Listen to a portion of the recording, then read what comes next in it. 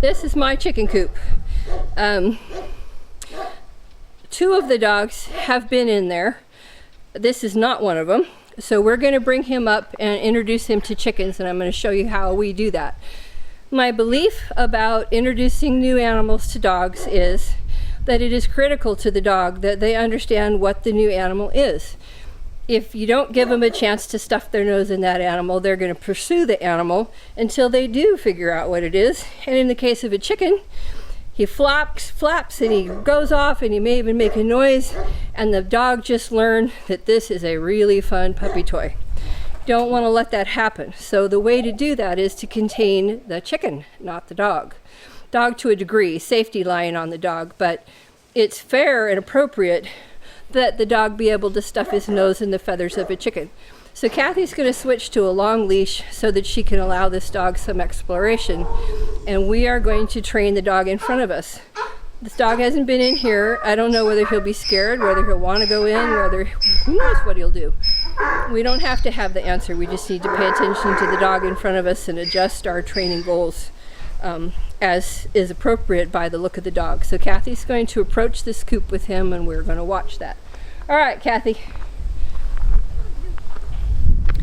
So this little guy's moving nicely up the lane.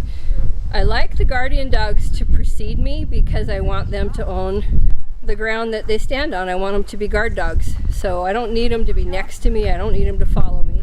I like the fact that he's bold and going forward. This is a confident boy. Good job. So Kathy's doing a nice job of softly redirecting him. He's not confused. He's not scared. Oops. Part of the reason he's not scared is because of all the homework that we have done with these dogs.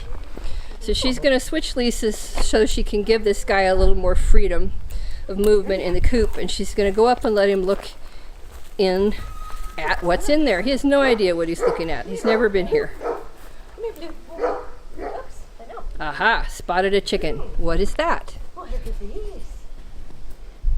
What do you think about that, little pup?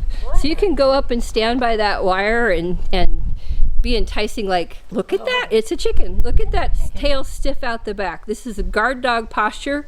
He's alerted to it. It's new, it's different. Is it good? Is it bad? He's unsure. Kathy's being close to the thing that might be scary. Her demeanor is telling the dog that it would be okay if he wanted to investigate. So be happy and hello, puppy, this is wonderful. Hi, Betty. He is not sure. Hi. So we're just going to stand here for a minute. That's okay. Little man, what do you think? Come here. This is that deal? What do you Says, think I up here? don't know about those. Hi. Oh, Yeah. I So know you. he's deciding how close he wants to be to these creatures. So I'm going to bridge the distance and go to him. He's likely to want to come and hang with me because he likes me. Maybe, do you? Now he likes Oh, Kathy. Now he's yes. feeling safer because we're up here Yes. close. Now he's looking at Good things. job, Look at that. Patty. That's so interesting, isn't it? Good job. Yes. So, when introducing new animals, you want to think that that new creature is the best thing that ever happened for this puppy. I know. So, I'm going to say, this is the best chicken you ever saw. This is the coolest thing. If the dog does behaviors that I don't want to see, like barks or jumps at them or whatever, I'm going to ignore it. I've got a safety line on the dog. Nothing bad is going to happen. But the minute that dog gives me a half a second of a good behavior, even a dog that's barking his head off has to breathe. So if he takes a breath, that's when he gets told he's a good dog. Look at this guy. He is now thinking and checking it out. He's not alerting to them. Now he's curious. Not too sure that these are good things. But he's using his good little puppy brain. I'm not too We have done lots of work with a positive response to novel stimulus. So this dog is not, he's concerned, but he's not feeling the need to bark his head off at him because we've taught him to think first, and that's what he's doing. He's looking at these guys, and you can see those wheels just turning. And that's wonderful. That's a ton of environmental discernment for a pup of this age. He's doing a beautiful job. So at this point, I'm going to walk in the coop and reposition the camera. And then Kathy's going to open the door, and she's going to decide whether this puppy is ready to go in there or not. Or rather, he's never been by donkeys either.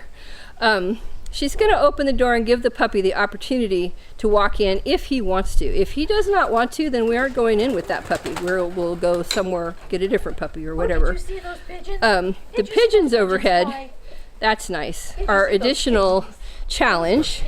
He wasn't sure that was a good thing, and then he decided maybe he could handle it. Oh, they So, I'll go inside. They don't